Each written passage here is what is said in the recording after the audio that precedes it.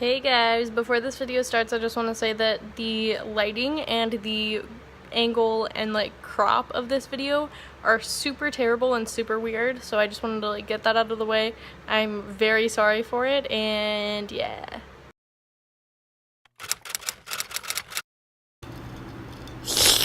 Hey guys, it is very late at night. I have a bunch of fans going in the house because it's just gonna be loud during this video, and I'm really sorry for that. Today's video is gonna be a little bit different. I have some really old notes and stuff from when I was going through a really hard time in my life. This is gonna be stuff that I haven't really opened up about a lot, except for in very small groups of people, obviously.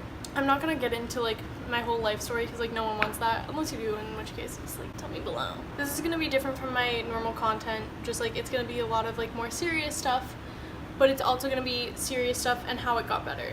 I'm gonna start with dealing with depression and how I got out of it, because right now obviously I'm not perfect. I'm not gonna be in a perfect place, but I'm in such a better place than I ever was, and I want to share my tips or whatever on how I got out of that.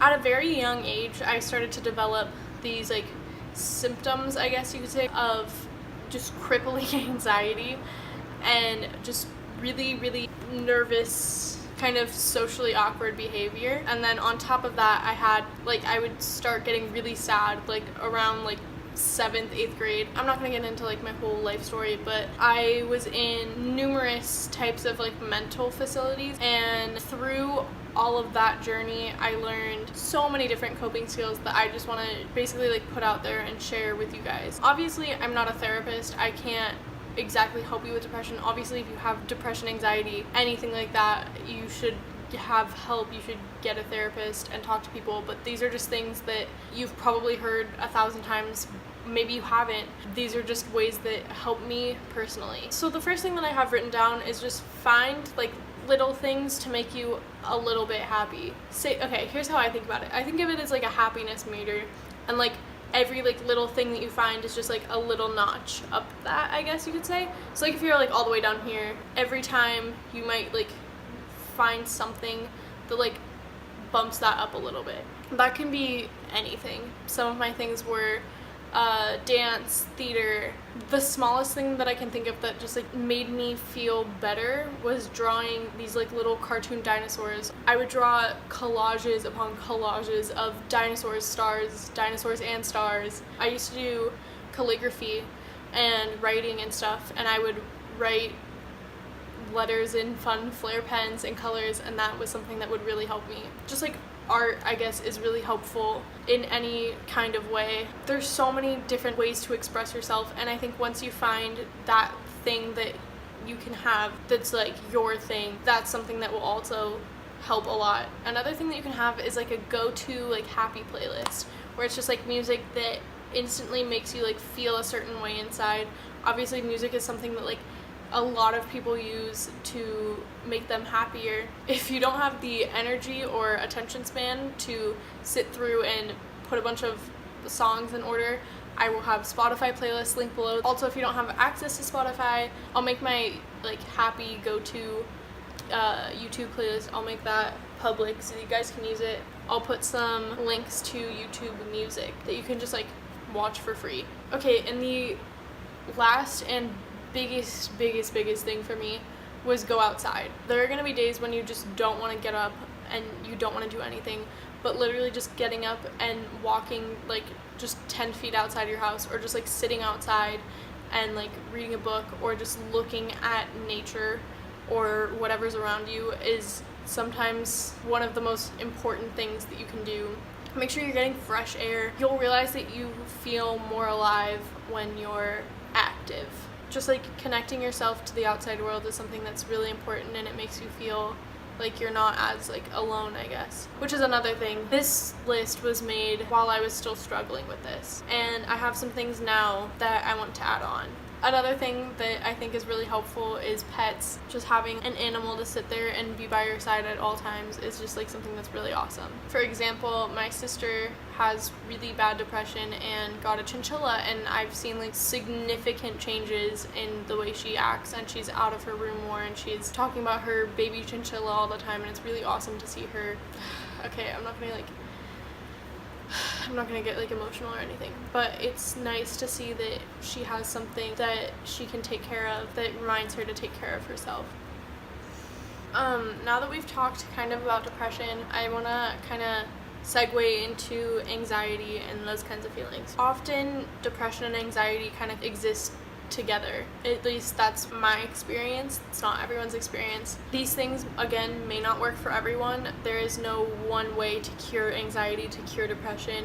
And once again, I'm not a therapist. Please seek help if you are having problems like this. So things that have helped me are, again, there's extra things to add on. I wrote all of this down as I was going through this, so I didn't know that I would have more coping skills that I would find out in the future. Playing an instrument is something that helped me. I play ukulele, started it in like 5th grade and then picked it up again freshman year, sophomore year, and that's something that like helped me escape, I guess. Using frozen things and like holding ice packs is also really helpful. Sometimes I would like get really warm, like if I'm having a panic attack or something, and just like holding something cold is like calming and a release. Or sometimes if you're just really upset, having something to just like put pressure on is really helpful. When I was in the hospital, that was something that was really helpful for me. Okay, lighting a candle is something that also really calms me down. If you can't have like candles or stuff like that, also essential oils work really well. If you have like a diffuser,